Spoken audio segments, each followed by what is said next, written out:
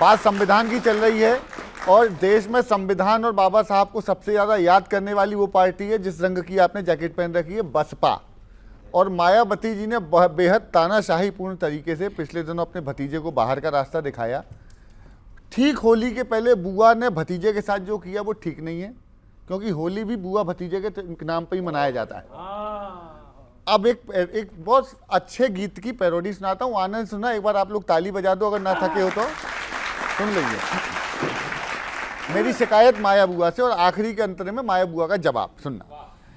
ओ माया तेने काठानी मन में, ओ माया तेने, ओ बुआ तेने काठानी मन में, भतीजा काहे छोड़ दियोरी क्षण में। ओ माया तेने काठानी मन में, भतीजा काहे छोड़ दियोरी क्षण में। ना फूफा ना कोई जीजा, ले दे कर बस एक भतीजा, भोग रहा स्वार्थ का नतीजा, भोग रहा स्वार्थ का नतीजा, चर्चा जन जन में, भतीजा काहे छोड़ दियोरी क्षण में। ओ बुआ तेने काठानी। ये पैरोडी लिखने में मुझे मजा बहुत आया है, इसलिए था आनंद से सुनना, मेरा मन बनाए रखना। सुनना ये भी आनंद के ऊपर है ना। हाँ हाँ कि हरस हरस जाको ब्याह रचायो, हरस हरस जाको ब्याह रचायो, उत्तर अधिकारी भी बनायो, बहक गयो किस कारण आयो, बहक गयो किस कारण आयो, ससुर की बतियन में, भतीजा काहे छोड़ दियोरी क्षण में। ओ बुआ ते बात का आज राजनीति क्या ना करवा दे सर, बात का आज बतंगड़ बन कर, टूट गया प्रण भीतरण बन कर, आंखन का आंख का तारा कंकड़ बन कर, आंख का तारा कंकड़ बन कर, चुभ रयो अखियन में, भतीजा काहे छोड़ दियोरी क्षण में। ओ माया तेने। आखिरी सुनना बुआ का जवाब, कमाल लिखा है। बुआ का जवाब, या तो फिर अनुशासन में रहे, हाँ भतीजे, या तो फिर अनुशासन में रहे, या तो अब निष्कासन में रहे, या तो बहू के परिजन में रहे, या आखिरी तुकांत पे तालियां देना, या तो बहू के परिजन में रहे, या फिर बहुजन में, भतीजा काहे छोड़ दियोरी क्षण में। ओ माया तेने काठानी मन में, भतीजा।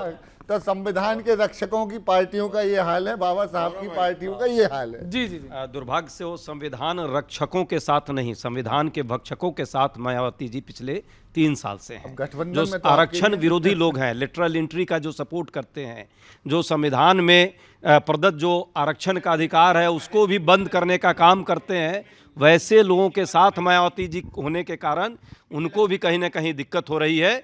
भतीजे और बुआ की जो लड़ाई है वो तो आपसी है, पारिवारिक है, पर ये भी सच है और ये सच यही है कि जब भाजपा के साथ रहेगा तो चाचा भतीजे में कभी लड़ाई होगी, कभी बुआ भतीजे में लड़ाई होगी। ये तो चरित्र है इनका। देखिए, मायावती जी भारतीय जनता पार्टी के साथ में तो आज है नहीं, ना वो एनडीए की पार्ट हैं। जाहिर सी बात है, लेटरल एंट्री तो विजय लक्ष्मी पंडित जी, नेहरू जी की बहन है, वो कौन सी यूपीएससी क्वालिफाई हुई थे, एम्बेसडर और राजनयिक उनको बनाया गया, तो लेटरल एंट्री तो भरमार आपके यहाँ रही है। दूसरी बात ये आती है कि आरक्षण चोर तो ये खुद ही बैठे हुए कांग्रेस के लोग हैं। इन्होंने क्या किया कि वहाँ पर लिंगायत समूह से आरक्षण लेके और मुसलमानों को उठा के दे दिया एक धर्म के आधार पर। इनके दूसरे पार्टनर जो चारा चोर हैं वो कहते हैं कि धार्मिक आधार पर आरक्षण होना चाहिए, ओबीसी और SC ST से आरक्षण लेके आप क्या कहते हैं धर्म के दूसरे लोगों को आरक्षण देना चाहिए, तो जाहिर सी बात आरक्षण चोर तो ये लोग हैं। देखिए, इंडिया अलायंस का हालत ये हो गया, दिल्ली में झाड़ू बिखर गई, ठीक, उत्तर प्रदेश में साइकिल पंचर हो गई, बिहार में लालटेन बुझ गई, ठीक है, और हाथ जो ऐसे था वो ऐसे हो गया, ठीक है। अब हालत क्या है इंडिया अलायंस का?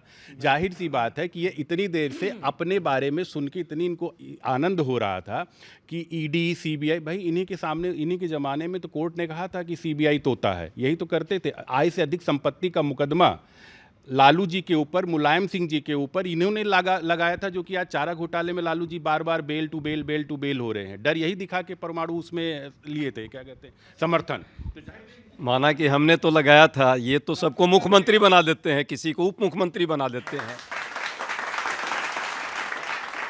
है ईडी और सीबीआई थोड़ी दूर मुश्किल से, सबूतों की पिटारी झांकती रहती है फाइल से, सबूतों की पिटारी झांकती रहती है फाइल से।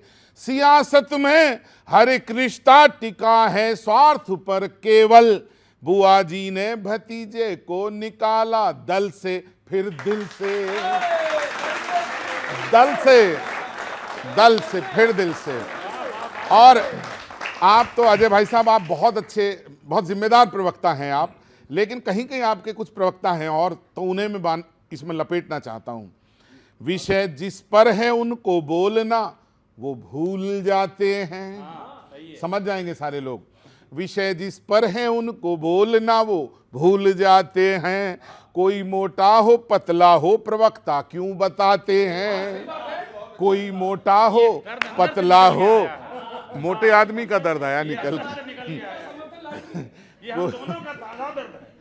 मैं दोबारा से पढ़ूंगा, पांडे जी थोड़ी देर इधर तवज्जो दो।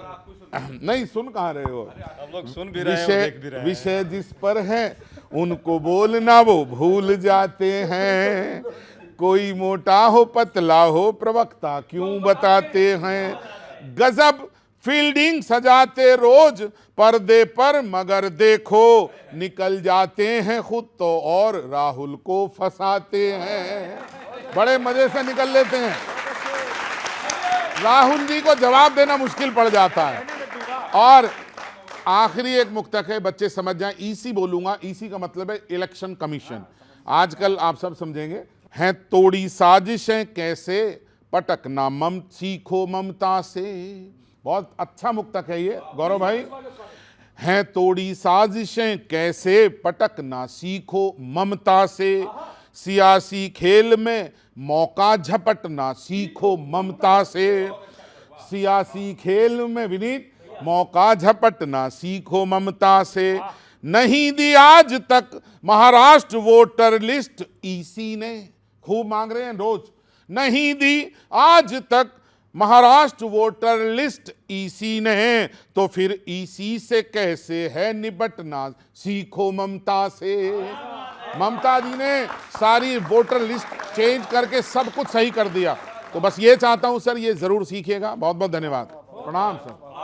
आपका जो सुझाव है सिरमाथे, शुक्रिया। और सच बात है कि इस देश में चुनाव की पारदर्शिता, चुनाव की निष्पक्षता बनी रहे, ये जिम्मेवारी ऑटोनोमस इंडिपेंडेंट एक चुनाव आयोग को दिया गया। पर दुख के साथ हम सबको ये जानकारी है कि अभी जो रिसेंट जो बने हैं ईसी के प्रमुख हैं, उनकी नियुक्ति में कैसे प्रधानमंत्री जी और अमित शाह जी दोनों ने मिल करके उनकी नियुक्ति कर दी रातों रात, जबकि नेक्स्ट डे डिसीजन आने का था सुप्रीम कोर्ट में, उसकी भी बिना परवाह किए। पर फिर भी चुनाव आयोग से फिर हम लोग प्रयास करेंगे और मांग करेंगे कि इस देश के लोकतंत्र की रक्षा के लिए कम से कम चुनावी प्रक्रिया की निष्पक्षता और उसकी विश्वसनीयता देश के आम मतदाताओं में बनी रहे। उसके लिए कान में जो तेल डाल के आप लोग सोए रहते हैं और किसी के इशारे पे चलते हैं, इशारे को मत चलिए इशारों पर। जनता मालिक है इस देश की और मतदाता मालिक है, इसी के लिए आपको बनाया गया है ईसी। देखिए, कांग्रेस के टाइम पे इलेक्शन कमीशन के चीफ इलेक्शन कमीशन की नियुक्ति कैसे होती थी सबको पता है। और दूसरी बात है, इनके इंडिया अलायंस के पार्टनर इनके साथ सहमत हैं क्या? उमर अब्दुल्ला जी क्या कहते हैं कि ईवीएम का रोना मत रो, अपने लिए मेहनत करो। इनके लिए ममता बनर्जी ने क्या कहा, अभिषेक बनर्जी ने क्या बयान दिया कि ईवीएम का रोना मत रो, अपने लिए मेहनत करो। तो आप ऐसे परीक्षार्थी हैं कि परीक्षा में आप पढ़ेंगे नहीं, मेहनत करेंगे नहीं, जब एग्जाम आएगा उसमें फेल हो जाए, कहेंगे परीक्षा बड़ा कठिन था, एग्जामिनर ने गलत कॉपी चेक कर लिया, ये ऐसे हो गया। तो जाहिर सी बात, आपको खुद मेहनत करना चाहिए। अभी हाल ही में कुंभ खत्म हुआ और कुंभ में बहुत सारे लोगों को हम लोगों ने देखा। वहीं से एक मतला बांधता हूं और 2-3 शेर। नहीं क्यों कुंभ में डुबकी लगाई, घोर कलयुग है। रदीफ देखना, रदीफ तो कमाल है। नहीं क्यों कुंभ में डुबकी लगाई, घोर कलयुग है। ये कैसी हो गई कांग्रेस आई, घोर कलयुग है। और शेर सिन्हा की तुम्हें दिल्ली में बस इतना बड़ा जीरो, तुम्हें दिल्ली में बस इतना बड़ा जीरो मिला, हद है। तुम्हें दिल्ली में बस इतना बड़ा जीरो मिला, हद है। गजब जनता ने कर दी बेवफाई, घोर कलयुग है। और शेर सुनना, शुक्रिया शुक्रिया। शेर ये सुनना, तेजस्वी जी बिहार में कह रहे हैं कि हम चुनाव एआई से लड़ेंगे। अब आपके साथ के लोग हैं, क्या असर होता है? तेजस्वी जी चुनावों में जमीनी जंग लाजिम है। तेजस्वी जी चुनावों में जमीनी जंग लाजिम है। एआई से करोगे तुम लड़ाई, घोर कलयुग।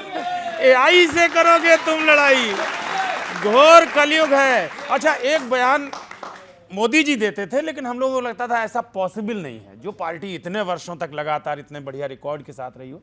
लेकिन अब जो दृश्य दिखाई पड़ता है, एक शेर वहां से बांधा है बच्चों, अच्छा लगे तो समर्थन करना, कि बिना कांग्रेस के भारत, ये झूठी बात लगती थी, कांग्रेस मुक्त भारत। बिना कांग्रेस के भारत, बिना कांग्रेस के भारत, ये झूठी बात लगती थी, मगर राहुल ने सच्ची कर दिखाई, घोर कलयुग। मगर राहुल ने सच्ची कर दिखाई, घोर कलयुग है। और हमारे यहाँ ससुर जी के आदतों और हरकतों की का असर जमाई पर पड़ा। शेर आखिर, पिता की आदतों का पुत्र पर होता असर तो अक्सर देखा था। पिता की आदतों का पुत्र पर होता असर तो अक्सर देखा था। ससुर की हरकतों से तंग जमाई, घोर कलयुग है। ससुर की हरकतों से तंग जमाई, घोर कलयुग है। बहुत बहुत शुक्रिया, आभार, धन्यवाद।